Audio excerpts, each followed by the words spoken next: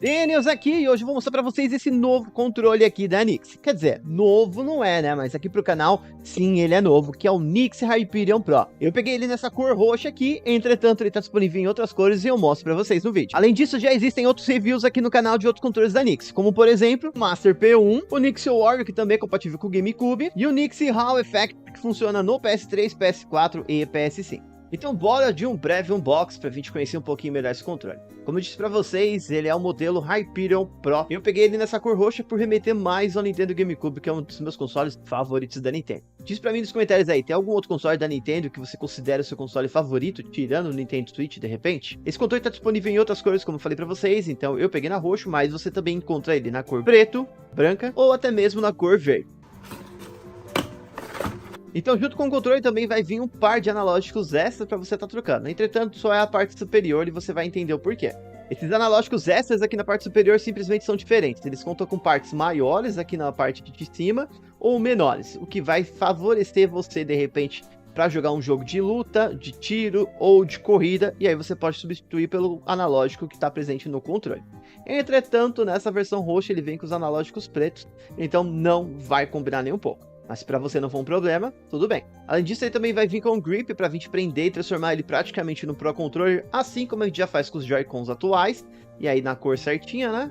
Não é daqueles Charger, então ele não tem a conexão aqui em cima para carregar o controle via USB. Vai vir com cabo de carregamento para você carregar os controles individuais, USB-C. Deve ter cerca de 1 metro de cabo, coisa bem pequenininha, nada demais. E um manualzinho de instruções aí com diversos idiomas, menos português. Agora bora pro controle, que é o astro desse vídeo, né? Esse daqui é o Nix Hyperion Pro na versão roxa. Bonito, né, gente? Ele remete demais ao controle do GameCube, foi por isso que eu peguei essa cor. Poderia ter pego as cores tradicionais, mas eu queria dar uma inovada, pegar algo diferente, né? Então, vamos lá. Começando com os detalhes aqui. Esse controle possui analógicos Hall Effect, ou seja, drift, somente se for no Mario Kart.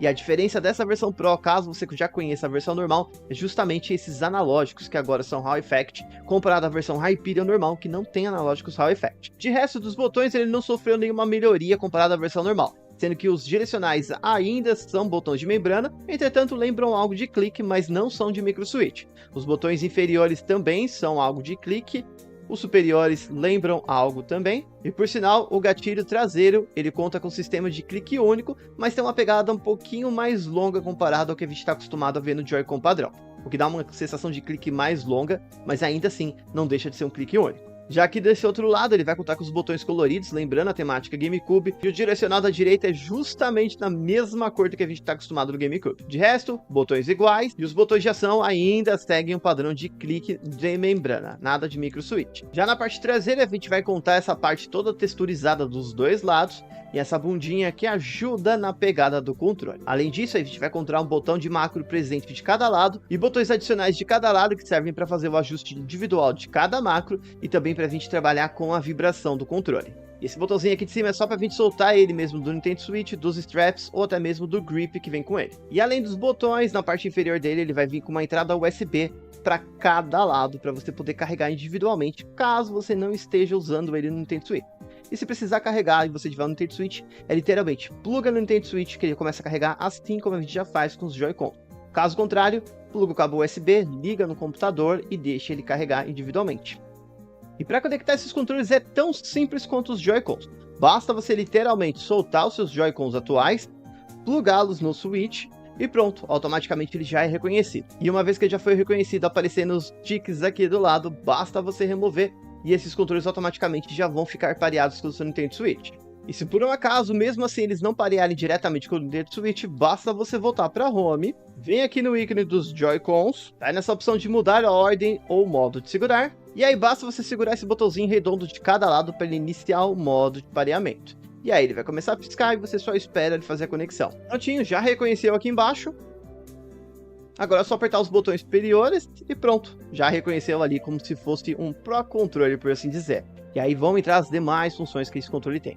Como vocês viram, ele tem botões a mais, sendo que ele tem dois botões na parte inferior. Um deles para o lado esquerdo é a captura de tela, para o lado direito é o botão Home, e os outros dois botões adicionais são botões de turbo ou funções adicionais. Então a gente consegue configurar botões de turbo individual para cada lado, sendo que esse T aqui só configura deste lado e esse T é somente deste, assim como os botões de macro e ajuste de vibração. Então isso é totalmente individual porque ele é um Joy-Con, né? Dito isso, eu vou mostrar para vocês como é que faz a configuração do turbo e vocês vão ver como é difícil. Então literalmente, ó, o botão X aqui no Zelda, ele vai pular. Entretanto, se eu segurar o botão T, que é esse daqui, ó, vou segurar ele e vou apertar X uma única vez. Agora, se eu segurar, o Link começa a pular automático, como se eu estivesse apertando o botão diversas vezes. Se eu segurar o T mais uma vez e apertar o X de novo, ele entra no modo automático. Então ele começa a pular sem eu apertar nada. E aí, para desligar, novamente segura o T e aperta outra vez. E aí você consegue fazer essa configuração para todos os botões de cada lado. Como eu usei esse T, todos os botões desse. Se fosse o T daqui, seria todos os botões do lado de cá. Agora sobre os botões de macro. De novo, cada macro só vai atender o lado correspondente do controle. Então não adianta você configurar este macro para usar os botões deste outro lado, porque não vai funcionar e vice-versa. Então para a gente configurar o botão de macro é bem simples. Escolhe qual lado você quer acionar. E aí através desse botão M aqui ou esse outro, você escolhe o lado, você vai pressionar o botão do lado que você quer ativar o macro.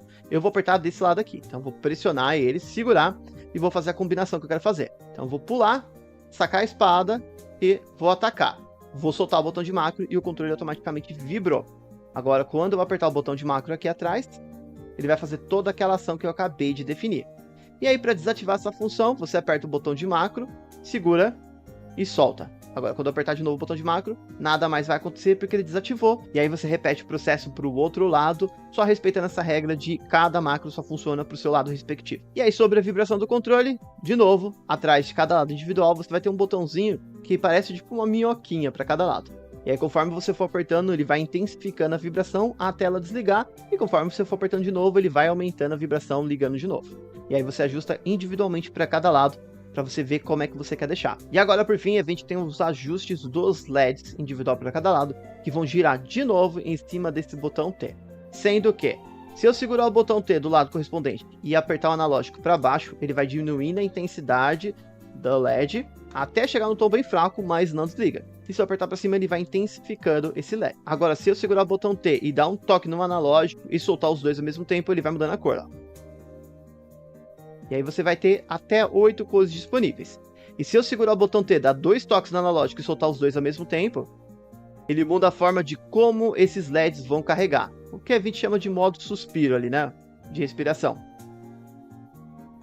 E aí para voltar ao normal, você pode simplesmente só apertar uma única vez os dois juntos e soltar. E aí pronto. Vai alternando as cores. E aí o processo repete para o outro lado seguindo a mesma lógica, tá? Viu que difícil é para fazer as configurações neste controle aqui? Bem prático, né? E se você ficou com alguma dúvida se ele tem os botões para jogar lateral, sim, ele vai ter o botão SL e o botão SR. E dá até para aprender os straps originais do Joy-Con nele se você quiser. Fica de boa e os botões ficam mais soltados. Entretanto, eu não acho que esse controle vai ser o ideal para você fazer esse estilo de jogatina, dividindo um único controle para duas pessoas. Para esse lado, talvez você até consiga jogar. Já para esse outro lado aqui vai ficar um pouquinho difícil, visto que o D-pad dele é único, não é separado como se fosse botões, assim como a gente tem nos Joy-Cons, né? Então, não vai ser a melhor alternativa. Mas se você quiser aprender para aprender no pulso de repente, vai funcionar de boa. Afinal, ele tem sensor de movimento e tem jogos que talvez você tenha que fazer movimentos rápidos. E isso aqui ajuda a prender no punho para não escapar o controle da mão e acabar quebrando. E claro que ele também vai te entregar sensor de movimento e a função de acordar o Nintendo Switch. E aí, o que você achou desse controle da Nixel Hyperion Pro? Como eu falei para vocês, ele está disponível em outras 3 cores, o preto, branco ou verde, e você consegue adquirir ele pela Shopee através do meu link de afiliado logo aqui embaixo. Afinal, pelo Brasil, ele é o único lugar que está sendo vendido oficialmente por hora, então você não vai encontrar ele no AliExpress. Entretanto, talvez o preço dele não te agrade tanto porque deu uma subida no valor. Na ocasião que eu comprei ele, eu paguei R$ 265 mais impostos. Mas ele deu uma subidinha e talvez ele não fique tão atrativo para você, a não ser que você esteja disposto a pagar o valor porque você achou ele muito bonito. Lembrando que o link está no comentário fixado, vai lá adquirir se você gostar dele ou não e diz para mim nos comentários a sua opinião sobre ele.